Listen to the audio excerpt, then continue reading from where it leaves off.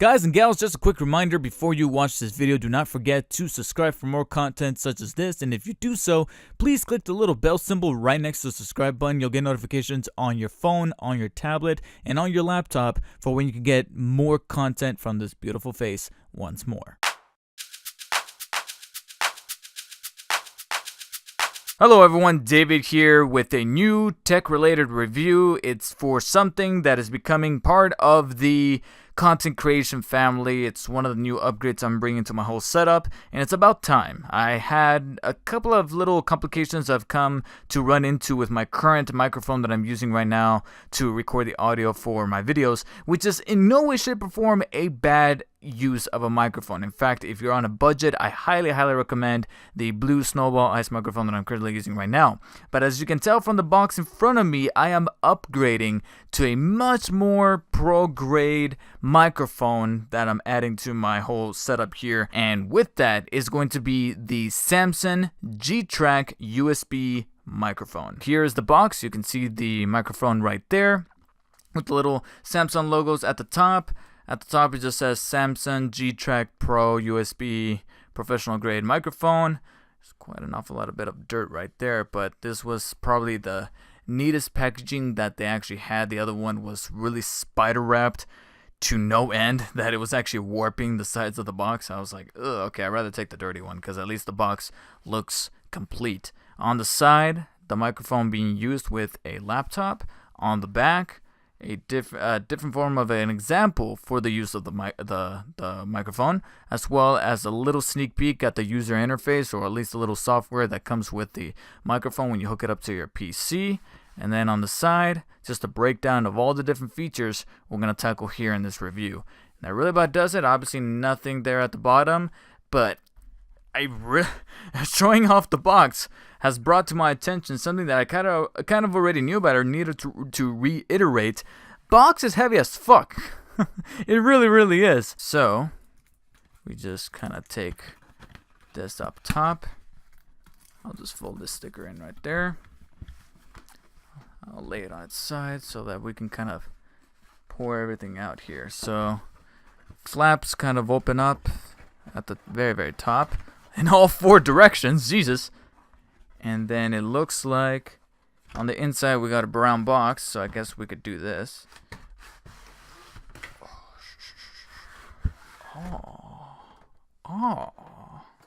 Ooh. Alright, I'll stop. Wow, it's a box within a box. Within a box.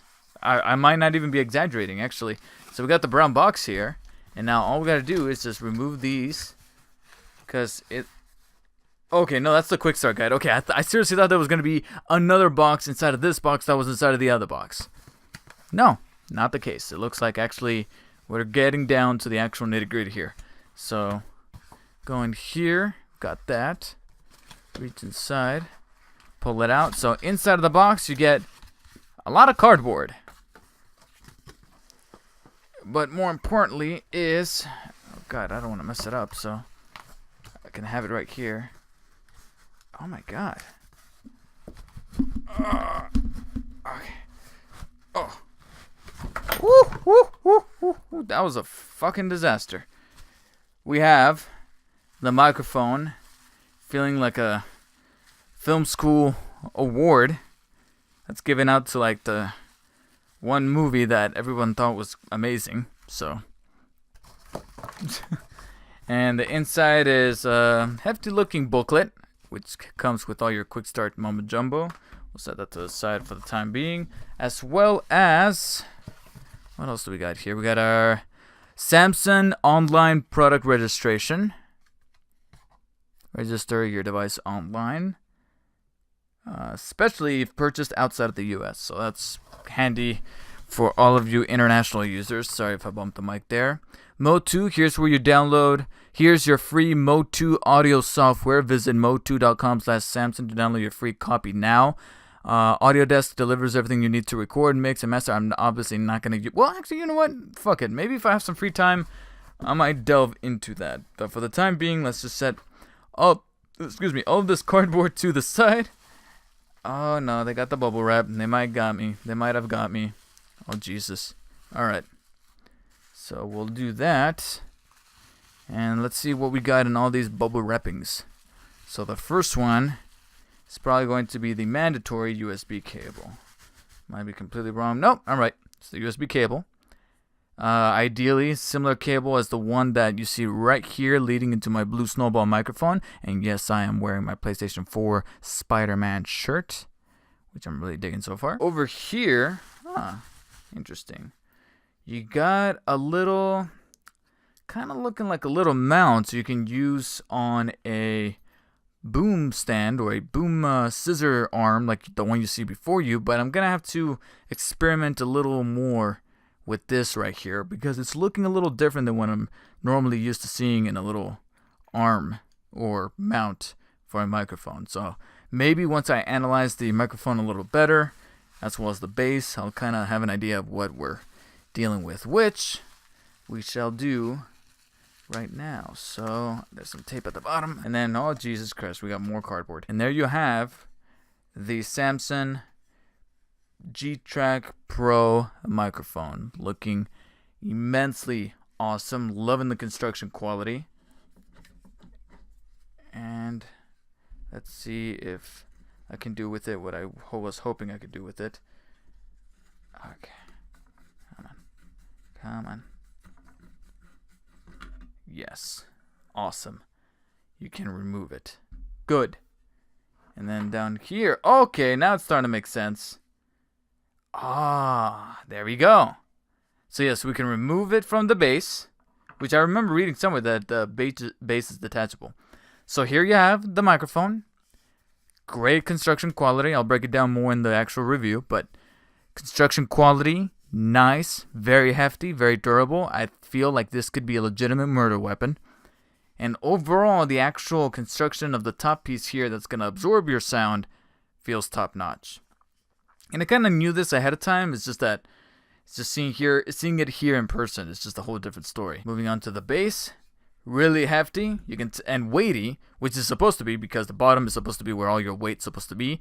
And this is definitely right off the bat, I can tell you, better than the fucking flimsy. I don't have it anywhere here inside. I think I might have put it away already inside of its original packaging, but way better than the flimsy plastic and I don't want to say flimsy, but very thin and very frail, at least by comparison, tripod that this Blue Snowball microphone came with. As much as I love this microphone, definitely at least spend an extra 10 or 15 bucks on a separate tripod to hook up this microphone if you do end up going with this microphone, because the tripod they packed it with, it's not the shittiest thing ever, but man, you're going to be lopping that thing over numerous times if you're transporting it. If it's constantly moving, forget about it, invest in something different, because that tripod just makes the entire component just top heavy. This right here, I can tell you right off the bat, even before trying out the microphone, I can give you my overall verdict on it, and that is that I fucking love how it's feeling. All of the weight is down at the bottom. You don't have to worry about scratching any surfaces because it does have a nice little smooth felt down there at the bottom that feels really nice and really solid. It's going to be easy, and it could easily coast on a surface while at the same time weighing down your microphone, and it's going to feel very stable. I'm tapping it here. It does not look like my microphone's going to be flying anywhere. So this whole thing kind of swivels around, making the adjustment of the angles for the microphone very easy and reliable, while at the same time not feeling loose whatsoever. In fact, I'll say that if you don't move this frequently enough, you might have to resort to some WD-40 over the years if you're looking for some long-term use. But as far as the bass goes, I am digging it. So even though I already got my little answer as to whether or not this is detachable, which it is, as you can tell, and that's where this mount kind of comes into, in case you didn't see me test it out, that's where this comes into. This can then screw onto the bottom. There you go. It's not loose, only this part's loose. And then this right here is what goes into like little rods like this one right here. This metal one that I have in my scissor boom.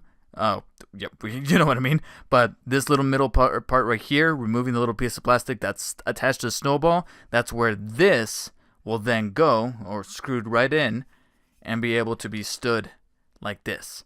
And then all I got to do is just make sure that the pop filter is right in front of it, and then boom, we are ready to rock and roll. Now, the only downside to this, though, is that judging by the thickness, this is a rather thick microphone. And judging by that said thickness, I'm a little nervous, and I'll give it a test run as soon as I get it in here. But I'm a little nervous that certain shock mounts will not be compatible with this mic, only because of just, like I said, how massive and thick it is. I don't know what the exact circumference of it really is going to be, but it's looking rather massive to where I'm going to have to stretch one of those shock mounts to its fullest capacity, on the verge of maybe even breaking, just to be able to sustain something like this. So I'll give it a test run, but for the time being, I am a little nervous that it's looking like that might not be in the cards, unfortunately. So if I do decide to use this, in case I'm ever bother to bring back the Dark Spider David show, you guys remember that bullshit? Yeah, I'll definitely use this bass right here to kind of give it that old school late night talk show host feel. But for the time being, of course, I'm much more reliant on the scissor boom mic stands, only because I like just how flexible and how mobile they really, really are. But of course, what you're primarily buying a microphone for is the audio quality, especially when you look at a microphone and you go, this is actually considered to be somewhat an investment, because you're probably buying it to do some kind of podcast, to do YouTube videos like I do, or overall be able to kind of take off your musical career with the best, most accurate sound for your creations and for everything that you're really trying to pour your heart and soul into, and making sure that it sounds top notch. So give me a little while to give this puppy a test run after unboxing it, and I'll be right back with my full in-depth review.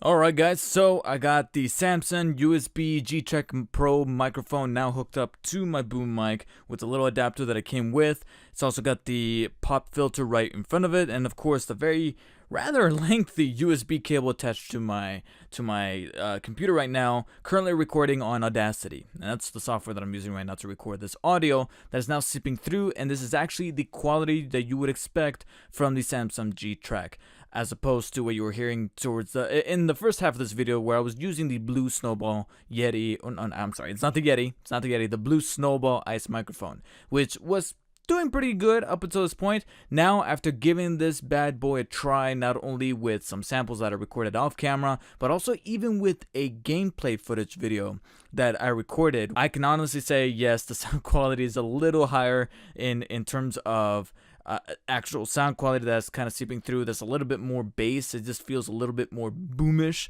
kind of, having my voice here about approximately 4 to 6 inches away from the mic, which is generally the rule of thumb you want to follow when doing some kind of podcasting or some kind of video work, where you want to have, basically, you stretch out, you give the devil horns like this, and then you just, or these are the devil's horns. I'm sorry I offended any of you rockers out there. This is the devil horns. This is more like the hang 10 symbol, I guess.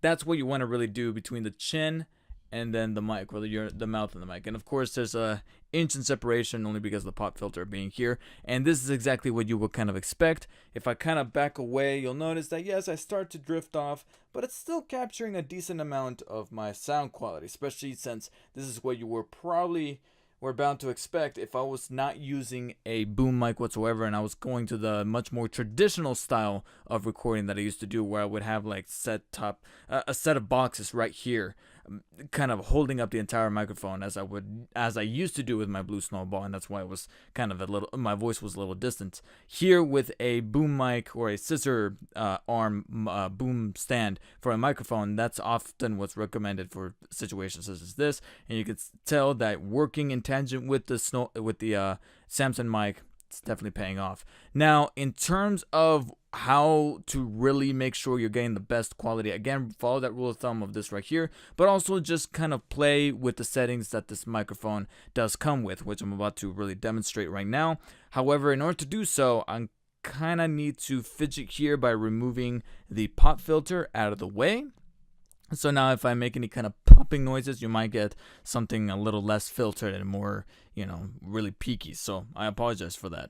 But now I'm also going to remove the microphone from the stands, because there's not going to be any great way for me to demonstrate this without kind of fidgeting here. Holy shit. I feel like a boxing match referee in this corner. Holy shit, my levels are peaking. That's okay. I can actually go into the microphone and kind of adjust some settings, kind of off kilter, very gorilla style. So I got the volume right here, the little volume knob, and I'll show some close-ups right now in a second. The volume knob actually manages to adjust the volume for when you're monitoring your sound through headphones. And the only way to monitor the sound right off of the mic is by connecting your headset to the 3.5mm jack here on the back.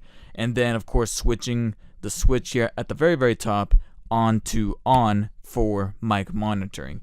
Right now, I just switched it on, and I'm going to just turn it back off because I don't have a headset connected. But that's where, if you want to be able to hear your voice or whatever it is that you're recording as you record it on the mic and have it be kind of, have as little latency as possible, even though there's still a little bit like a 2, maybe 3 millisecond delay in terms of latency, then you can do that as well.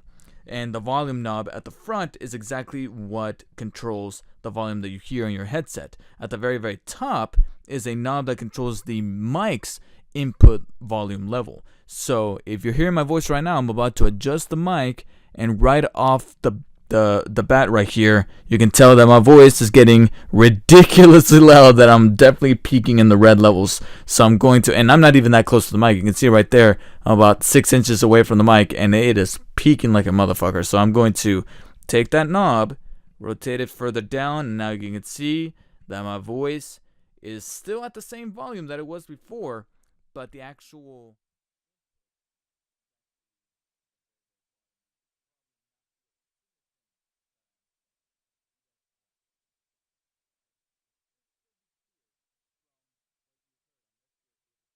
lips, unless you were able to read my lips. Okay, all right. So I'm gonna just leave it as is right there, because generally that is the best place for my audio to be. I'm sorry, I'm checking out my levels here on Audacity, and so far it's looking pretty decent. It's looking pretty good. So we're gonna keep it at about right there. I'd say that this is probably the most decent spot for the audio to be. All right, and now there is a middle knob, and the middle knob is labeled instrument. This is when controls the exact input level, just like with my voice just now onto the microphone. This controls the input level if you have an instrument, most notably an electronic instrument, hooked up to the microphone via the 1/4 inch plug right here on the back. So say, for example, you have an electric guitar, you plug that in, the knob is going to control the volume input of that instrument. Of course, I am not necessarily the most musical savvy, so I have no instrument to demonstrate it whatsoever, but I'm just gonna tell you that that's what its function is. But how exactly is that good of a function, I unfortunately cannot tell you guys right here off the bat, because I don't have an instrument with me, so I apologize for that. What you can definitely utilize very well, especially if you're using this microphone for streaming, is the mute button at the very, very top, which functions fairly well.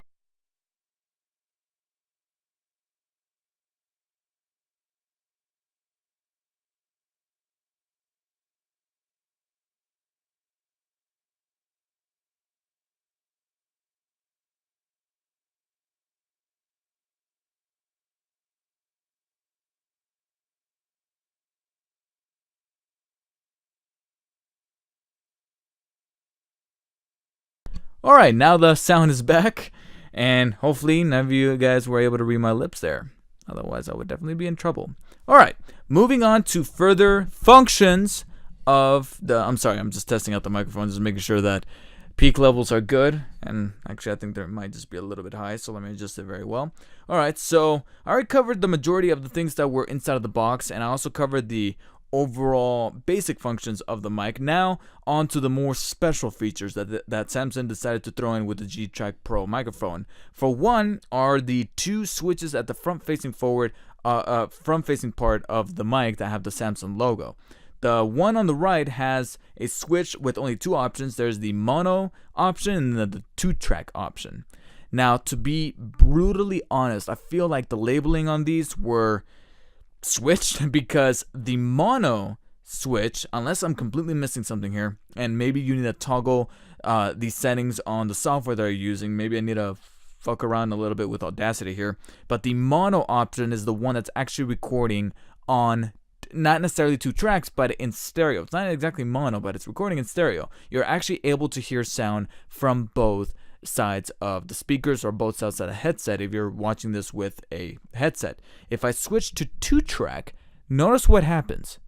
Alright, so now I'm recording in 2-track, and I can clearly tell off of my Audacity over here that you should only be hearing this on one side of your headsets or one side of your speakers. I don't know why. Maybe when they say 2-track, they mean that this is for people who are planning on recording 2 separate tracks with their software. Maybe I have to go into Audacity and create a whole new track so that that could be recognized as the other speaker. That could be recognized as the backup if you're doing like a sound backup, if you're ever shooting on set or you're shooting something that has to do with something where you need that safety net of having a backup track, then maybe that's where the 2-track option comes into play. For the time being, however, I'm switching back onto mono, and now you should be hearing my beautiful voice on both of your ears.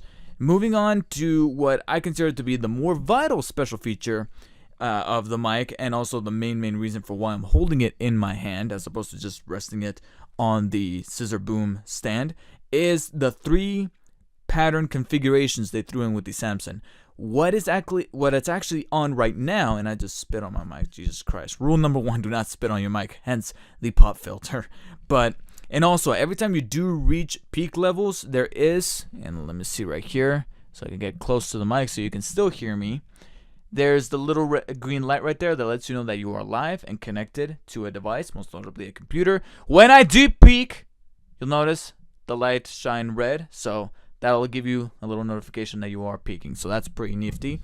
But on the side of that is the switch that lets you control the different patterns, and the pattern that I'm in right now is cardioid, and cardioid is most notably the go-to setting if you're just recording by yourself and you're at the very front of the mic, and that's obviously the scenario that I play into, especially since I'm going to be doing some best of play videos where I'm playing a video game and I'm montaging the whole thing together. You guys can go check that out. But I put this to the test when I did do that gameplay video of Friday the 13th, and it really paid off because I kept it on this setting, and one of the big things I was looking forward to the most with this mic was that it was going to omit as much of the sound of the fans of my computer and the fans of my PlayStation 4 Pro, which if you own a PS4 Pro, you'll know that fucking thing sounds like a jet engine about to take off. So I was hoping for this to at least numb that or nullify that as much as it possibly can. I know it's not going to be completely gone, but try to limit the actual input of that as much as possible. And I think it did a fine job. There were moments in the game that were calm. You couldn't really hear anything. And I was able to hear my voice. And yes, there's a little bit of, I don't want to say white noise, but just, the basic sound. You kind of hear that sound of a mic being on and capturing as much as the atmosphere noise as possible. But I could barely hear any actual fan noise from my computer, which was definitely fanning like a mother, for lack of a better term, because it was my computer that was capturing the footage from my game, the audio from my mic, the webcam. Actually, I had a webcam set up, so it was taking in an awful lot, and the fan was at its highest. That, and then also my PS4 Pro was on. I could barely hear any of those on this thing, and that's because I had the setting on cardioid. And cardioid means that it's only recording from the front in a heart-shaped pattern, whether it be like this or like this, but nothing from the front. And to demonstrate it, I'm going to rotate the microphone, and you'll notice that, yeah, you can still hear me, but it's not going to be as high as it was before. And notice I'm not necessarily moving the mic any other farther away from my mouth. I'm simply just rotating it a cool 360 degrees, and now, from what I can tell, my levels over there, I am now back to full audio, and you can hear the sound for yourself and judge for yourself. Now I'm going to switch it to another pattern here, and this is going to be figure 8. Figure 8, as you guessed, is going to be recording in a figure 8 pattern. Now it's on. And this is very beneficial if you're using this microphone for interviews or if you're doing a podcast with 2 people. That's never going to happen because I'm lonely.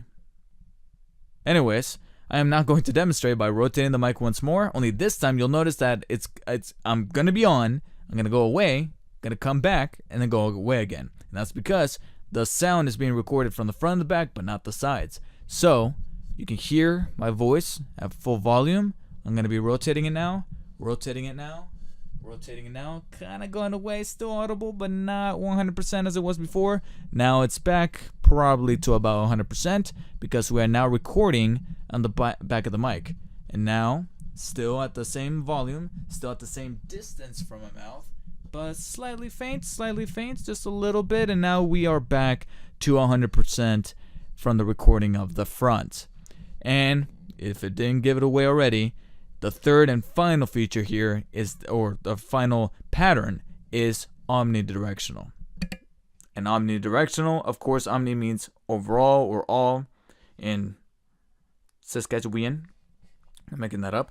And directional means it's going to be recording from all directions, including the sides. So no matter where I rotate, or in what direction I rotate the microphone, and whatever distance I am from the mic, it's going to be recording pretty much at the exact same level that it was all 360 degrees around.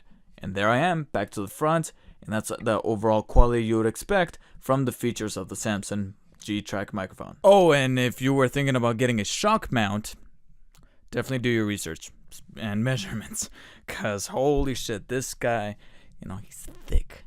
He's thick. And the shock mount that I originally got for it doesn't cut it. So overall, the sound quality of the GTrack USB microphone from Samson is definitely a step up from the original Blue Snowball Ice microphone that I was using. A lot more boomy, a lot more professional sounding, and definitely going to be my go-to mic from here on out. Still gonna keep the Blue Snowball in case I ever need in case I, by some ungodly chance, I do manage to record a podcast with a second person, or if I manage to get my girlfriend drunk enough so that she can be in one of my videos while we play some games, and I want her sound quality to still be on par and never sound like it's we're like sharing a microphone, then we could use both. But this mic doesn't come without its caveats, most notably in the setup department. And I don't know if it might be a different thing for different folks and different computers, but when I connected it to my computer, the pitch off of the sound that was recording, most notably my voice, went down. Whether I was using OBS or Elgato with the capture software off my capture card when I was recording initial test footage that I needed to really get out of the way before I got serious about recording something, because obviously we've got to work out the kinks. And I played it back, and my voice just got... In fact, I think I still have some of that test footage. Take a listen. You mean to tell me that this mic is going to give me issues with Elgato? Come on, man.